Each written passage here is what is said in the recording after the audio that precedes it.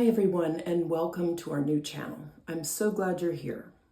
Whether you're brand new to having fun with yarns and fabrics like I am, or a longtime maker looking for new ideas, you're in exactly the right place. We hope this channel is going to be all about creativity, learning together, and finding joy in every stitch. And today we're diving into another fun pattern, and more importantly, I'll show you how to adapt it. It's really versatile, so you can make it your own. Before we get started, I wanted to share something really special. All the proceeds from what we do is going directly to support Canadian charities. So every view, like, or share helps make a real difference in our communities. Your support not only keeps our needles and hooks busy, but helps others in need. So thank you so much for being a part of that. If you enjoy crochet, knitting, pattern tweaks, or just being part of a creative community, I'd love for you to hit that like button and subscribe. It's free for you, but it will really help our new little channel grow. And the more we grow, the more good we hope we can do together. I'd really also love your feedback. If you're finding it helpful when I show you how to adapt or customize a pattern, let me know with a thumbs up, or even a thumbs down if it's not your thing, or tell us if we're not giving you enough information in the video. Your feedback helps me figure out what's the most useful and interesting things for you, and hopefully that means our videos will continue to get a little bit better. And while you're here, tell me, are there other patterns or pattern tweaks that you'd like to see? Maybe there's something you've tried before, didn't quite work out, or you want to compare. Or maybe it's something new or a style that you've been wondering if we could create together, something the community could come up with and donate. I've encouraged everybody, because I make a lot of these on planes and in airports as I travel, to donate a bunch of hats, because shelters and charities can't get enough of them and they're so easy to use up yarn. But if there's something that you thought we could create together, drop your ideas in the comments. I'd also really love to hear what you're working on or what's worked for you. So, all right, let's get started with today's one-piece simple crochet project. This is really good for beginners who are new to making garments. So grab the free pattern, some yarn, and your hook, and let's make something new and beautiful together. Thanks again for being part of our growing community. Every view, every like, every comment, and every stitch is going to help make a difference.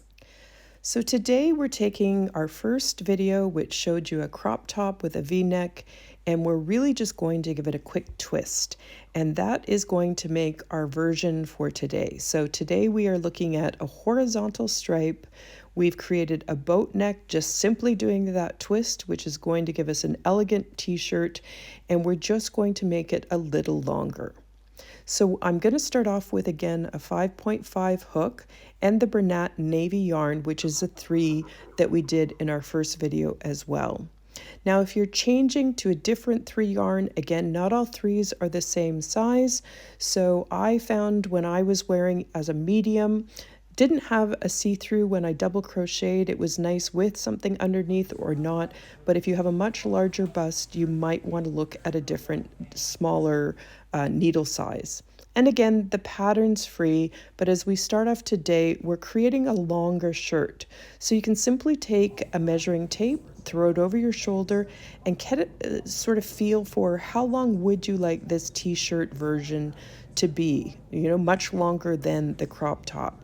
So I did this as a good test, and I ended up with 102 centimeters as a rough idea. But you saw in the first video that I was using one of my favorite shirts as a much more guaranteed way of making sure I end up with a shirt that I love the size of.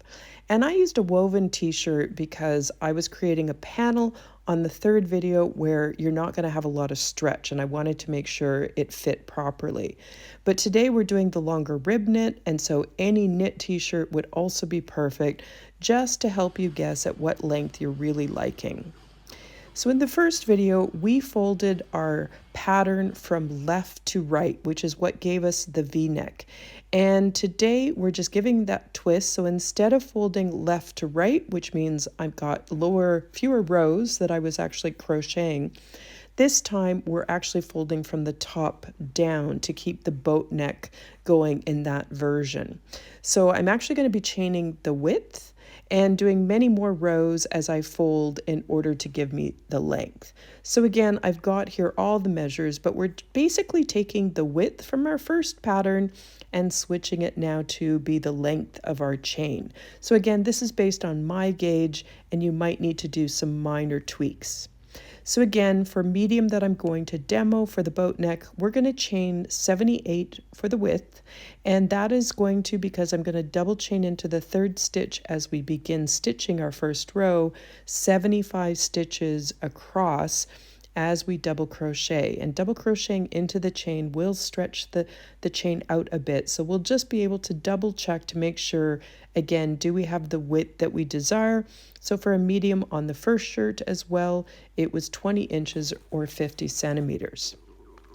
Now we're going to start the second row by double crocheting in the back loop only. So that is the stitch that we're going to do for the rest of the shirt all the way across. Again, keeping it the simplest version to start us off for beginners. And it makes a lovely ribbed kind of striped effect. And with this flip on the shirt, the stripes are now going to go horizontal because we've got the boat neck going across.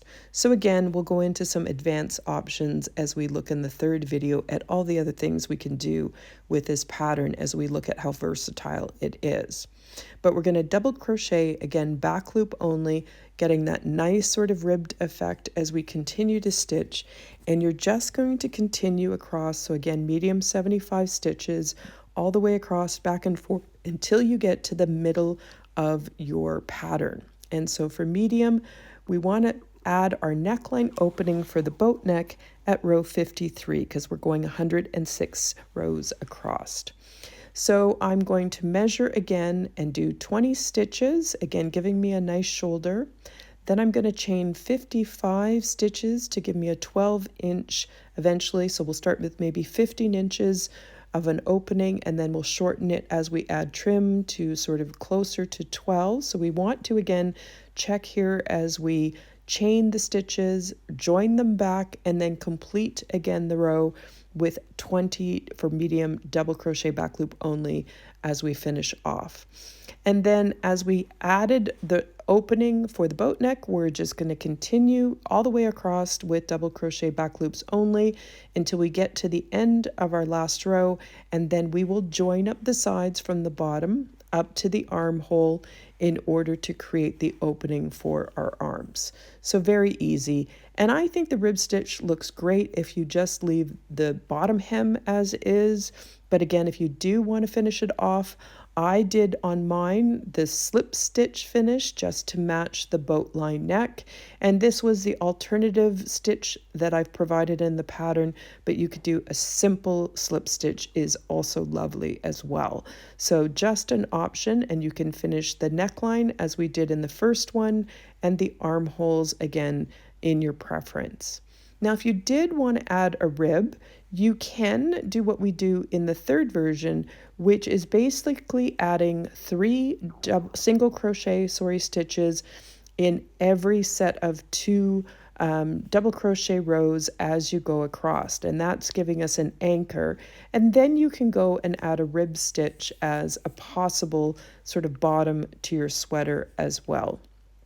So again, depending on the preference, depending how you like to finish off, there are a number of combinations that you can do, and we'll provide lots more examples of different trims, different finishes, and different stitches that you can think about. But again, the easiest way for today for beginners would be to do the rib stitch horizontal. You can again finish that bottom edge with just a simple slip stitch, and it looks lovely. And again, you would finish off the neckline knitting the 3 stitches together on each shoulder, and again creating your armholes and then going around with the slip stitch just to finish off your armholes as well to make them look neat and tidy. So that is our version 2. In our next video, we're going to show you how to add a different panel that is going in a horizontal manner across the bottom. So we've now got a number of options, a V-neck, a boat neck, and next week I'll look forward to showing you other things you can do to create some really interesting options using this same basic one-piece pattern.